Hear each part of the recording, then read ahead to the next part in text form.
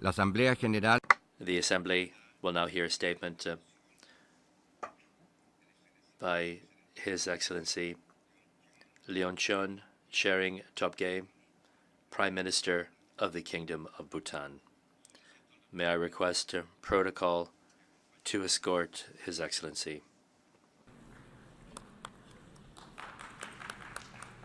Tengo el placer. I have a great pleasure in welcoming His Excellency Tshering Tobgay, Prime Minister of the Kingdom of Bhutan, and invite him to address the General Assembly.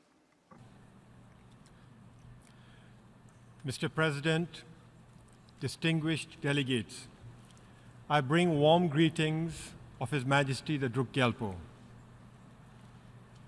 Distinguished delegates, today my thoughts are with the people of Mexico, who have suffered 2 terrible earthquakes this month.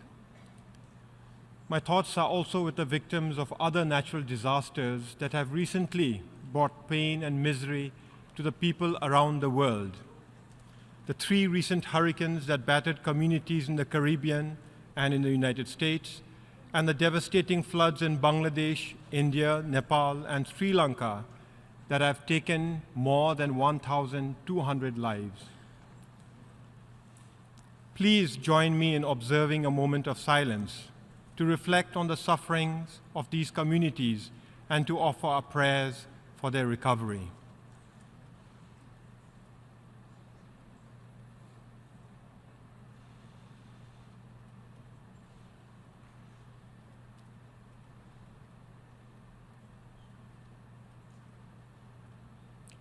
Thank you. These disasters are not isolated incidents. Experts are increasingly convinced that natural disasters like hurricanes and floods are made worse by climate change. Climate change is a reality. Each of the last 3 years have been the hottest in recorded history. 16 of the 17 hottest years on record have all occurred in this new century. And this must alarm us, for we are only in 2017. There is no room for complacency, hesitation, or finger-pointing, excuses or procrastination. The urgency is now. Our well-being is at stake. The survival of future generations is at risk. The Paris Agreement is proof that we have accepted that climate change is a reality and that we are willing to come together, to work together, to fight climate change together. I urge all countries to fulfill the promises they made in Paris. As a landlocked mountainous country, we are especially vulnerable to the effects of climate change, and that's why we are particularly alarmed at unchecked environmental degradation, the root cause of climate change. We already experience flash floods, glacial lake outbursts, and severe and erratic weather patterns, the effects of which can be particularly devastating for a poor country. But we will not give up. We will take action. We have ratified the Paris Agreement, and we are well on our way to fulfilling our pledges. 72% of our country is under forest cover, and more than half our country is protected as national parks, wildlife sanctuaries, and nature reserves. What this means is that we are the world's only carbon-neutral country. In fact, we are a carbon-negative country. In addition, we generate and export clean, renewable energy and invest in green industries and organic farming practices. After centuries of neglect, fighting climate change is complex and it is expensive. That is why it is critical that all countries must fulfill their respective commitments. But that takes money, and hence the importance of climate financing mechanisms. However, securing financing is one of the biggest challenges for smaller nations, so the role of climate financing institutions is essential. We applaud the Global Environmental Facility for financing more than 4,000 environmental projects in 170 countries since its establishment in the 1990s. The Green Climate Fund has also begun helping developing countries around the world respond to climate change through innovative and transformative interventions. These institutions are critical for those who may have the will but may not have the resources to take action. I applaud the innovative strategies and interventions that they have supported. On our part, we have launched Bhutan for Life in partnership with the World Wildlife Fund. Bhutan for Life is an innovative financing mechanism which will help safeguard our rich biodiversity until our government can assume the full cost of their protection. Now is the time to scale up our support for GEF and GCF. This will enable all countries to fight climate change on a war footing and help developing countries respond to its effects. I am optimistic that we will be able to prevent the worst effects of climate change, but for that we have to work together. While the threat of natural disasters will always remain, we must ensure that they are not directly linked to human-induced activity. Mr. President, distinguished delegates, the World Bank estimates that more than 800 million people live in poverty. For them, hunger, malnourishment, and deprivation are everyday realities. And that reality, the scourge of poverty, silently kills countless millions every year. I ask you to please join me in observing a minute of silence for the millions of people around the world, particularly children, who are suffering or dying from poverty and malnourishment.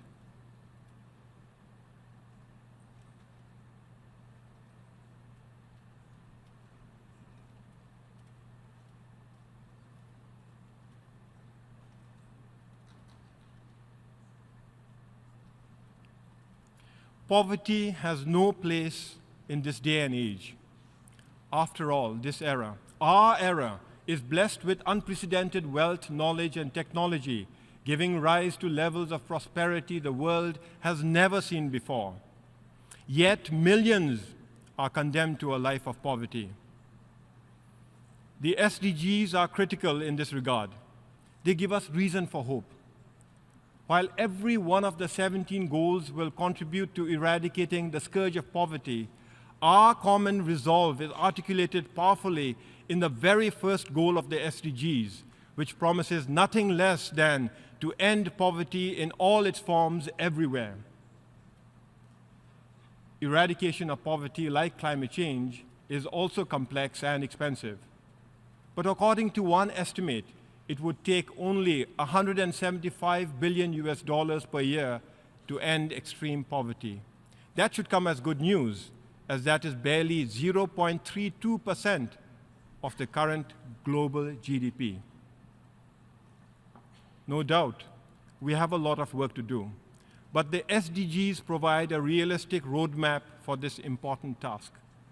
However, there are no easy shortcuts.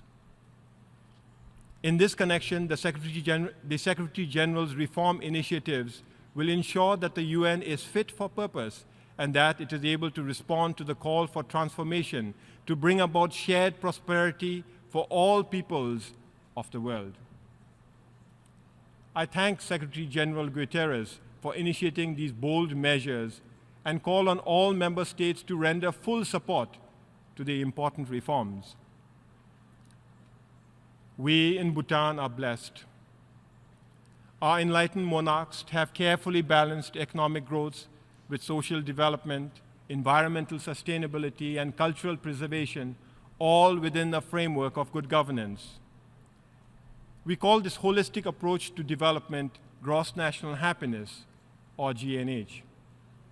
This unique philosophy guarantees all our citizens free education and free healthcare while providing additional targeted interventions for the poor.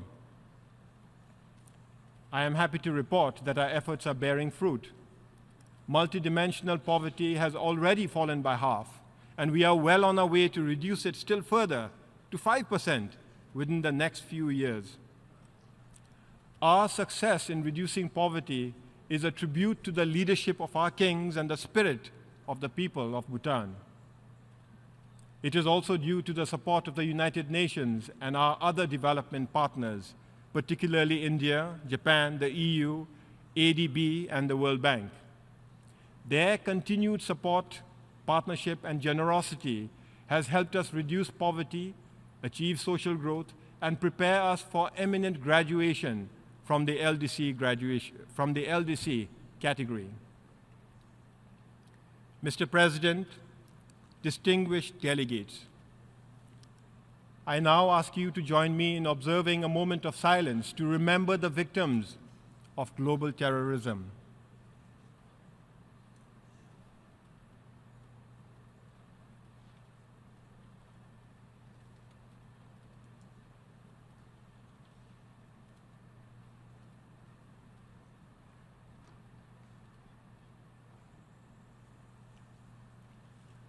Recent acts of terrorism have brought pain and suffering to countless people in nearly every part of the world, and far too many lives have been cruelly lost.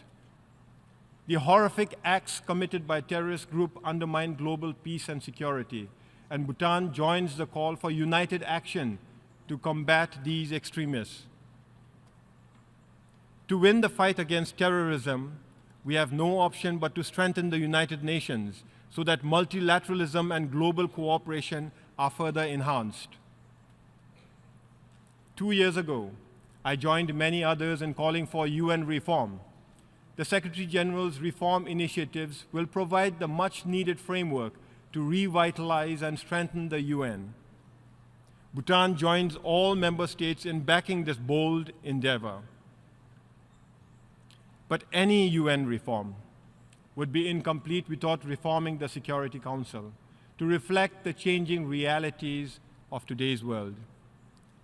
As such, countries like India and Japan, Brazil and Germany must be called upon to serve as permanent members in the Security Council, and Africa must also be appropriately represented. We recognize that global peace and security is a shared concern and responsibility. As a peaceful country, one that has enjoyed the benefits of the United Nations membership for over 4 decades, it is now time for us to contribute to global peace and security, even if only modestly. Therefore, it was with a sense of pride and duty that Bhutan joined the peacekeeping movement in 2014. Since then, we have gradually deepened our peacekeeping engagement in keeping with our duty to contribute, albeit in a small way, to the cause of global peace and security. In doing so, our peacekeepers have and always will uphold the highest standards of integrity, ethics, and professionalism while discharging their important responsibilities. Today, our military and police officers serve in 11 peacekeeping missions, and the first ever military contingent from Bhutan is now ready to be deployed to a peacekeeping mission. However, the bedrock of global peace and security ultimately rests within each and every one of our individual countries. And for that, every country must protect the rights of its citizens, strengthen participatory democracy, participatory government, and enable economic opportunity for all. These are the very principles of democracy and freedom. They must be nurtured, they must be strengthened. 9 years ago, Bhutan embarked on a path of democracy. In an unprecedented move in human history, our king, at the height of his popularity, imposed democracy against the will of his people. After a century of peace and prosperity under the enlightened monarchs, there was much apprehension and fear. But 9 years on, it gives me great satisfaction to report that the state of democracy in Bhutan is well entrenched and irreversible. Today, all the institutions of democratic governance have been established and are functioning well, along with a growing body of civil society and a strong and vibrant media. We held successful elections in 2008 and 2013 and look forward to a third election next year in 2018. Mr. President, the importance of the United Nations have never been greater, and the imperative for multilateralism has never been stronger. As we look to the future, Bhutan will continue working with all member states to ensure that the United Nations continues to play an instrumental role in fighting climate change, in eradicating poverty, and in maintaining global peace and security. In this connection, I have the honor to conclude with a quote from our beloved King, His Majesty Jigme Kesa Namgyel Wangchuk. No nation today can stand alone in achievement. Time is slowly telling us that there can be no lasting individual success without success as a community, and there cannot be lasting national progress and success if it does not fit into a future of global peace, harmony, and equality.